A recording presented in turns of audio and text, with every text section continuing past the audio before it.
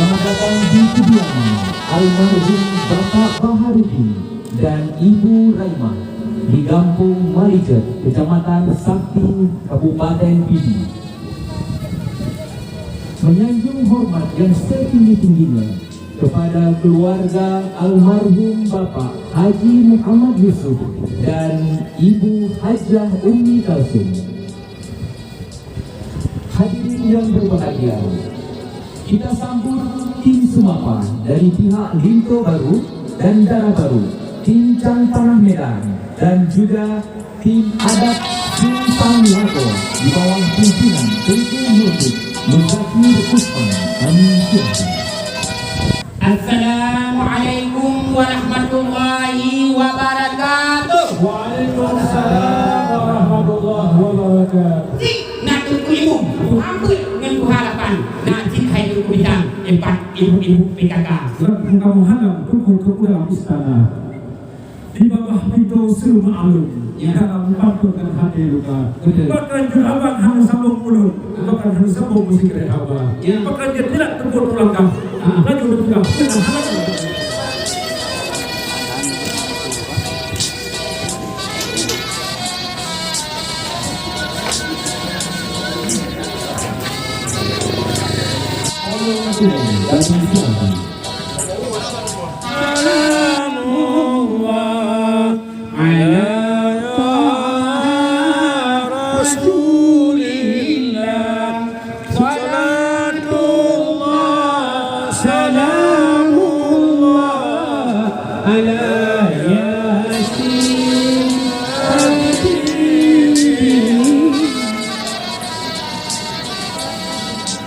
Kita sambut persembahan dari Ranu Lampuan.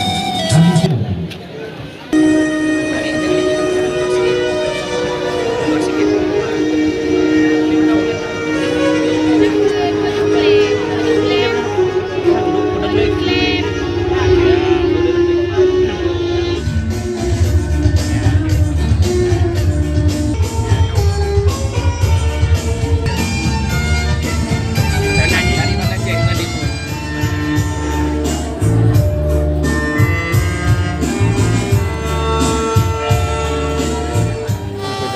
Selamat di Dara Baru dengan Linto Baru.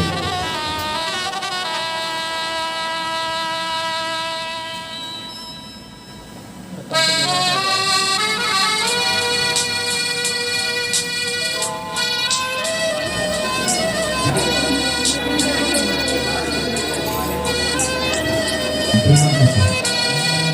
Dalam prosesi adat Ranggati, kami persilakan untuk menuju ke ruang desa. Terima kasih.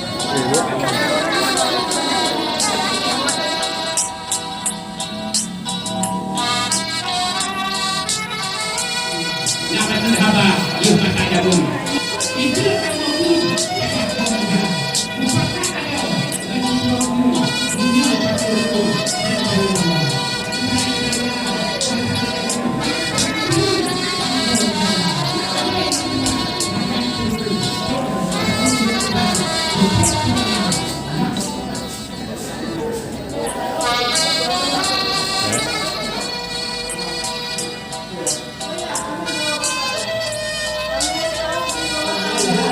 Haji Muhammad Yusuf dan Ibu Hajah Ummi Kalsum SPD, penumpang 3 SMA 1 penumpang sampai dengan sekarang merupakan guru pengajar. Dara Baru bernama Nanda Ayu Puspita, lahir di Malijet 20 Mei 1909. Hajah Raimah SPD